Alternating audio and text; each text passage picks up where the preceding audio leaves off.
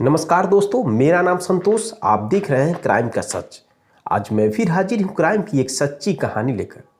दरअसल आज की जो सच्ची कहानी है वो बहुत ही दर्दनाक और ख़तरनाक है, क्योंकि इस कहानी में एक व्यक्ति अपनों का ही कत्ल कर देता है और उस कत्ल का जब खुलासा होता है तो सबके रोंगटे खड़े हो जाते हैं। दोस्तों, कहानी शुरू होती है उत्तर प्रदेश राज्य के बागपत जिला से। वहाँ का एक गांव है सिसाना। मैं बात कर रहा हूँ 2 नवंबर 2023 की। करीब 8:30 हो रहा था, सुबह का समय था। जब दोस्तों सुबह होता है तो गांव के बहुत लोग सुबह टहलने के लिए घर से अपने निकल जाते हैं। ऐसे ही एक व्यक्ति सुबह निकला टहलने के लिए। अपने गांव से जब कुछ दूर जाता है तो कूड़ा फेंकने का स्थान था, वहाँ पे दीवार चला था और कूड़ा फेंकने के लिए जगह बना था। वहाँ पे देखता है कि एक बैग है, वह बैग जल रहा है। जैसे और नज़दीक जाता है तो देखता है कि उस बैग में से हाथ और पैर बाहर निकले हुए हैं, यानी एक लड़की की लाश देखता है जो धीरे धीरे बैग के द्वारा जल रही थी। दोस्तों, वो पहले फ़ोटो खींचता है और वीडियो बनाता है उस लड़की का। उसके बाद वह गांव के अगल बगल लोगों को आवाज़ देता है और वहाँ पे काफ़ी लोग भीड़ जमा लेते हैं। जब बहुत ज़्यादा लोग आ जाते हैं उसके बाद दोस्तों 112 नंबर पर फ़ोन किया जाता है। फ़ोन करने के बाद पुलिस मौके पर आती है और उस शव को अपने कब्जे में लेकर उसका छानबीन शुरू कर देती है। लेकिन दोस्तों कोई सुराग नहीं मिलता है कि वह लड़की की पहचान ही नहीं हो पाती है, वह लड़की किसके घर की है। उसके बाद जो लड़का वीडियो बनाया था उस वीडियो और फोटो को भी सोशल मीडिया पर वायरल किया जाता है ताकि उस लड़की की पहचान किया जा सके। इसके बाद भी पुलिस को कोई सुराग नहीं मिलता है। तब दोस्तों पुलिस अपने हिसाब से जांच करना शुरू कर देती है और अगल बगल सीसीटीवी कैमरे की तलाश करना शुरू कर देती है। दोस्तों, एक सीसीटीवी कैमरा मिलता है जिसमें एक स्कॉर्पियो जाती हुई नज़र आती है। उस स्कॉर्पियो का जो नंबर होता है वह अदर किसी राज्य का था। पुलिस जब उस नंबर के जरिए उस गाड़ी की कागज़ कार्रवाई की जाती है तो कागजी कार्रवाई निकालने के बाद जिस व्यक्ति के वह नाम होती है, जब पुलिस उस व्यक्ति के पास पहुंचती है और उससे पूछताछ करती है कि यह आपकी गाड़ी इतने टाइम पे, इस मर्डर के इतने टाइम के पहले यहाँ पे मौजूद थी, क्या करने के लिए गई थी। दोस्तों, जिसकी गाड़ी होती है वह गाड़ी वाला बोलता है कि यह गाड़ी मैंने नहीं ले गया था, मेरा एक रिश्तेदार है जिसका नाम पवन है, वही ले गया था। पुलिस दोस्तों उस आदमी से, पवन नाम का जो व्यक्ति है, उसका नंबर लेती है और उसका नंबर सर्विस लाइन्स पे लगाया जाता है। फिर उसका लोकेशन, यानी जो पवन है उसका लोकेशन जिस लड़की का हत्या हुई थी, जहाँ वह जल रही थी, उसी के करीब करीब उसका लोकेशन मिलता है। पुलिस पवन को गिरफ्तार करती है, लेकिन पवन गिरफ्तार होने से पहले भागने लगता है और हवाई फायरिंग कर देता है।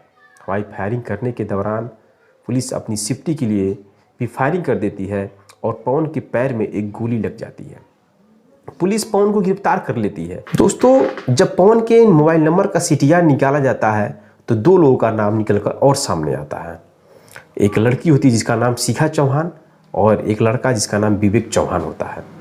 3 लोग को हिरासत में लिया जाता है और पूछताछ करने के बाद मालूम चलता है कि जो लड़की मरी थी, जो जल रही थी कुएं में, उसका नाम मनीषा चौहान था, जो नोएडा की कंपनी में काम करती थी।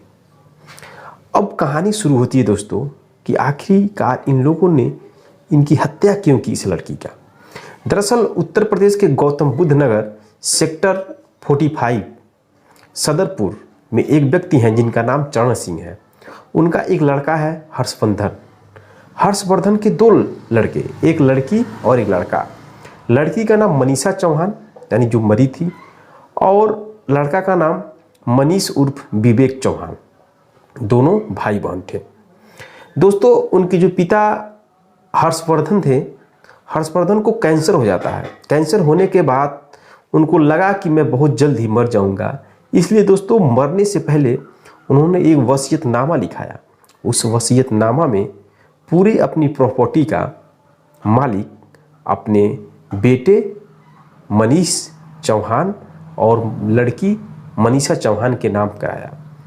उन्हें लगा कि मैं कुछ दिन के बाद ही मर जाऊंगा, इसलिए उन्होंने अपनी पूरी प्रॉपर्टी, चूँकि जो हर्षवर्धन थे वो बहुत ही करोड़पति आदमी थे, इसलिए उन्होंने सारा प्रॉपर्टी अपने बेटे और बेटी के नाम कर दिया, ताकि उनके मरने के बाद पूरी प्रॉपर्टी का आधा बेटी को और आधा बेटे को मिल जाए। दोस्तों, जब वो मर गए, मरने के बाद कुछ दिन के बाद जो मनीषा चौहान है, उसका जो भाई मनीष उर्फ विवेक चौहान की शादी हो जाती है। शादी होने के बाद उसकी बीवी आती है, जिसकी बीवी का नाम होता है शिखा चौहान। शिखा चौहान सोनीपत की रहने वाली होती है।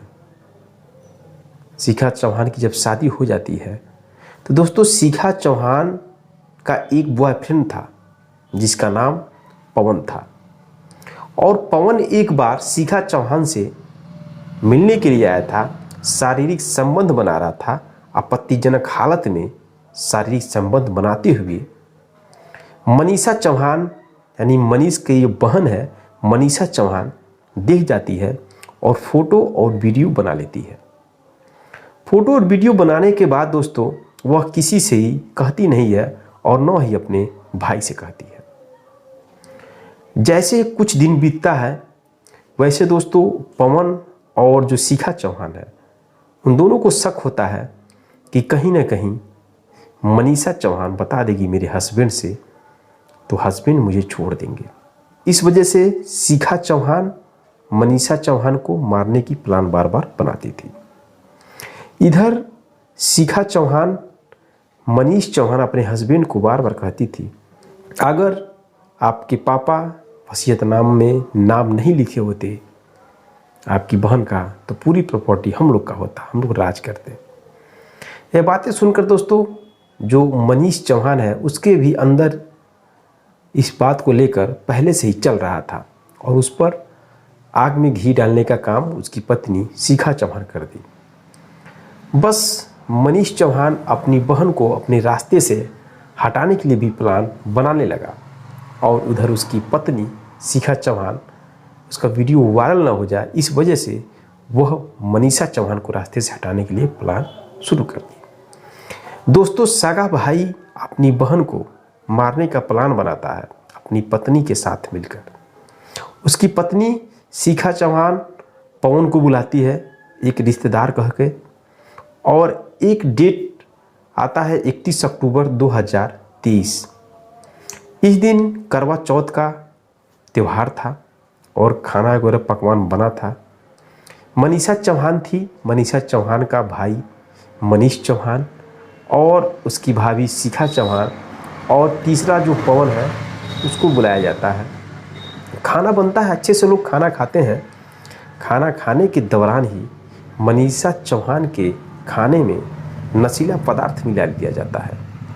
नशीला पदार्थ मिलाने के बाद जैसे ही मनीषा चौहान खाना खाती है, वैसे ही वह बेहोश हो जाती है। बेहोश होने के बाद दोस्तों, उसका भाई मनीष चौहान और उसकी पत्नी शिखा चौहान और पवन मिलकर के उसका गला दबाकर उसकी हत्या कर देते हैं। हत्या करने के बाद उसके हाथ और पैर तोड़ मरोड़ के एक सूटकेस में भर देते हैं। भरने के बाद दोस्तों, जो पवन होता है वो स्कॉर्पियो गाड़ी से वह गाड़ी को लेकर जाता है और गांव से ही बाहर कूड़ा फेंकने का जो स्थान जगह बना होता है वहाँ पे रख देता है। रखने के बाद दोस्तों, उसको आग लगा देता है ताकि वो जल जाए।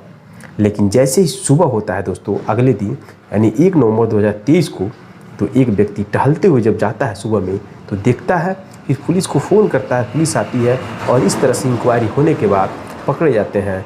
तो पता चलता है दोस्तों कि धन के लालच में भाई अपनी सगी बहन का कत्ल कर देता है। दोस्तों, बहुत शर्म की बात है, इस दुनिया में बहुत लोग हैं जो धन की वजह से किसी का भी मर्डर कर देते हैं। मेरे दोस्तों, यह कहानी सुनाने का मतलब मेरा सिर्फ यही है कि आपको जागरूक और सतर्क करना। आप अपने परिवार में हर एक व्यक्ति से सतर्क रहिए, क्योंकि धन एक ऐसी चीज़ है कि धन के लालच में भाई भाई का मर्डर कर देता है। धन की लालच में भाई बहन की मर्डर कर देता है, जैसा कि इस कहानी में आपको मैं बताया हूँ। इसलिए दोस्तों जागरूक और सतर्क रहने की बहुत ज़रूरत है इस समय। मिलते हैं दोस्तों नेक्स्ट कहानी में, नेक्स्ट एपिसोड के साथ। तब तक के लिए दोस्तों जय हिंद, जय भारत।